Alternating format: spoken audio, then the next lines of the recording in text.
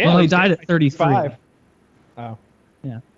Oh, tell us about maybe you're not prepared, Taylor, but I was thinking about this earlier in the week that I would love to hear about Jonah and the whale.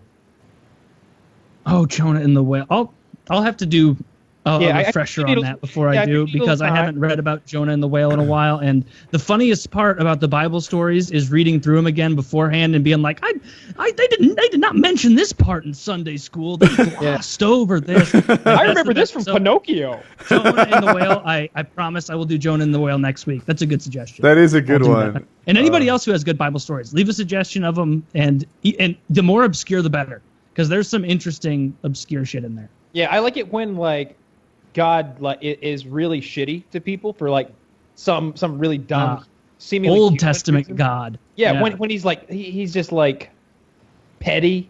I like more petty God stories where some guy is he didn't say a prayer before he ate the fish that God gave him, and so God knocked all of his teeth out, and then he pissed his teeth for all time, or whatever awful thing God would do to people for no apparent reason at all. With Elijah, I'd have to remember the full story, but he ordered Elijah at one point to as a demonstration to his people that they'd been super shitty for so many years. He's like, all right, Elijah, you go up to that mountaintop alone, lay on your side for 40 days. Lay on your side for 40 days, and you have to only eat bread that you cook over your own burning shit. That's what God told Elijah to do. I thought keto sucked. And this is I'm on the Elijah diet. My side is raw and infected. And this bread, I'm telling you right now, you want to lose weight, you eat a loaf of this bread. Shit bread.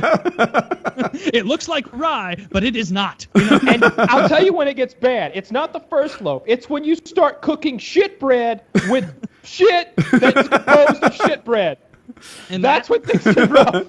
And God even backed off of it, because he told them, I'll have to look at this story to get all the details more, but he was laying on his side and he's like, Elijah, you can only eat bread that you cook over your own shit. And God's turns to the angels I mean, and Elijah's like, are you kidding? God, I don't want to be out of line here, but this is pretty ridiculous. And God actually goes you know what? You're right. You can use cow shit. and that was it. He lets Elijah burn it over cow patties and Elijah, the way I remember Elijah explaining it is that you can't just go back to God and be like, this is disgusting human shit, because God will be like, you defy my will. But Elijah had to go the thing of Lord, I'm a beacon of you and your things and your essence inside me. You wouldn't want me eating human shit. That's dirty. That's for pagans. And God's like, well, there's probably one of the rules I made up earlier that's a pretty good line with that. I did put you in charge of knowing that. So, all right, cow shit it is. But, man, being a prophet didn't seem like a fun job. You got to, talk shit on people, though. And, and no matter what you did, God was going to let you into heaven for the most part. I think the best job is if you're one of God's, war kings. If you're one of the guys who needs to go kill people for God, he seems to have a lot of leeway for you. You can fuck bitches and, forget about the law of God, but you can just be like, God, look at all the cities I got you. And he's like, well, you did get me all those cities. I mean, fuck. Hey, all right. You make a point. But Elijah never died. Did you know that? He was carried away in the fiery chariot? No. He was one of two people in the Bible who never died. Elijah was taken up to heaven before his death in a chariot of fire, which probably killed them en route.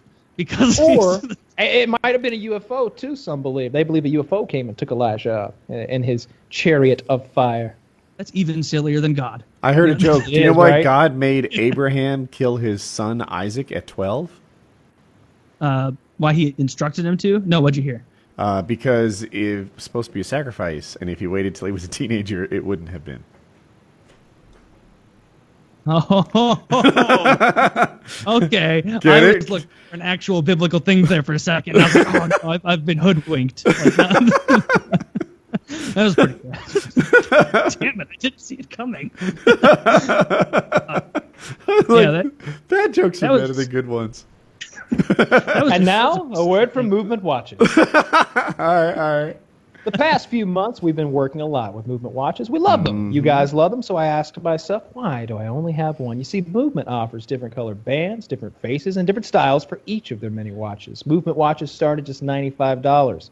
So do some quick math. You could have a couple of Movement watches, and it would still be a better deal than just having one of those department store watches. Get a blue and a white one, maybe sandstone is your thing. Whatever your style, Movement has watches and bands for every outfit in your arsenal. There's no hassle. Just order online with free shipping, free returns, and a 24-month warranty. So join their more than 1 million social media followers and get a Movement watch today. Go to mvmtwatches.com/PKA today, and they'll give you 15% off your entire purchase. That's mvmtwatches.com/PKA. 15% off. It'll upgrade your look. Do it. Yeah. Yeah.